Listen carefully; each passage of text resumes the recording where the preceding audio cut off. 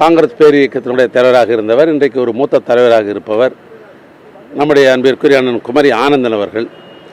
அவருக்கு தகசால் விருது என்பது அறிவிக்கப்பட்டிருக்கிறது. அந்த கோட்டை கொத்தளத்தில் அது ஏற வேண்டும் என்று சொன்னால் அவரால் முடியாது.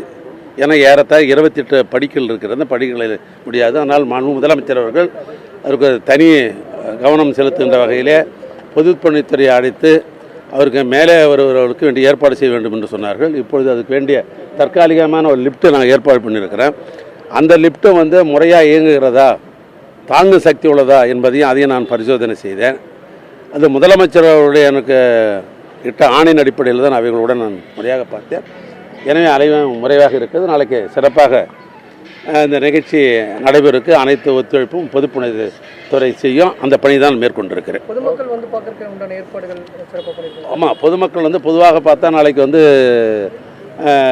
பல்வேறு துறைகளை சார்ந்த அணிவகுப்பு இருக்கும். உங்களுக்கே தெரியும், காவல்துறை, இது போன்ற கல்வித்துறை, இது போன்ற பல்வேறு அணிவகுப்புகளாக இருக்கும். அந்த அடிப்படையில் பார்க்கிற பொழுது முதலமைச்சர் அவர்கள் அந்த காவல்துறையுடைய அணிவகுப்பினுடைய மரியாதையை ஏற்றுக்கொள்வார்கள். அதனால் வர வழிகளை பார்த்தீங்கன்னாக்கா பொதுமக்களும் பார்க்கறதுக்கு வேண்டிய 2 பகுதியிலையும், அந்த பகுதியில் இந்த பகுதியிலையும் பொதுமக்களும் பார்க்குற அளவுக்கு எல்லாம் ஏற்பாடு செய்திருக்கிறோம். அது சிறப்பாக ஏற்பாடு செய்திருக்கிறோம். சுதந்திரம் அடைந்து 78வது ஆண்டு சுதந்திர தின விழா நாளைய தினம் தமிழக அரசின் சார்பாக சிறப்பாக கொண்டாட இருக்கிறோம். ஏன்னா அந்த சிறப்பான இந்த விழாவில் திராவிட மாடல் ஆட்சியினுடைய நாயகர் மாண்புமிகு தமிழ்நாட்டினுடைய முதலமைச்சர் அவர்கள் நாளை காலை இந்த கோட்டை கொத்தளத்திலே சுதந்திர கொடியை அவர்கள் ஏற்ற இருக்கிறார்கள். அந்த நிகழ்ச்சியை காணுகின்ற வகையில்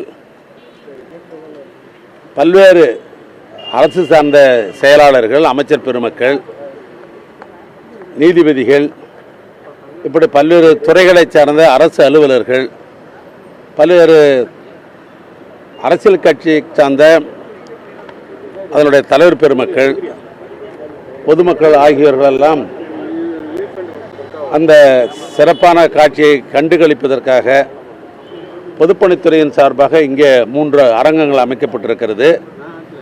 மையப்பகுதியில் இருக்கிற அரங்கம் 284 பேர் இருக்கை போடப்பட்டிருக்கிறது. நான் நின்று பேசிக் கொண்டிருக்கிற இந்த 3வது அரங்கம் 532 பேர் இருக்கை போடப்பட்டிருக்கிறது. முதல் அரங்கம் 270 பேர் போடப்பட்டிருக்கிறது. ஏறத்தாழ 1100 பேர் ஒரே நேரத்தில் உட்கார்ந்து அமர்ந்து இந்த சுதந்திர தின காட்சியை கண்டு கழிப்பதற்கு ஏற்பாடு செய்திருக்கிறோம்.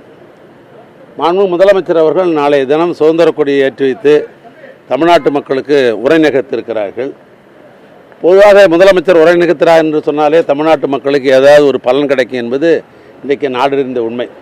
நான் நேரடியாக கண்கூடாக பார்க்கிறேன். முதலமைச்சர் சுற்றுப்பயணத்தில் போகிறவர்கள் கூட மூதாட்டிகள், தாய்மார்கள், இளைஞர்கள், பட்டதாரிகள் அவர்களெல்லாம் முண்டியடித்து கொண்டு ஒரு மனு கொடுக்கிறார்கள். ஏன்னா அவர் கையில் மனு போய் சேர்ந்தால் அந்த காரியம் நடந்துடும் அப்படின்ற ஒரு எண்ணம் இன்றைக்கி தமிழ்நாட்டிலே பெரும்பான்மையான மக்களத்தில் நிலவி இருக்கிறது. ஆனால் நாளைய சுதந்திர தின உரையையும் இந்த அரங்கத்திலிருந்து பார்க்கலாம். பொதுவாக சிறப்பு விருந்தினர் என்று பார்க்கிற பொழுது முதலமைச்சர், நாட்டினுடைய பிரதமர், குடியரசுத் தலைவர்கள் போன்றவர்களுடைய நிகழ்ச்சியை பொதுப்பணித்துறை தான் அதை நடத்த வேண்டும்.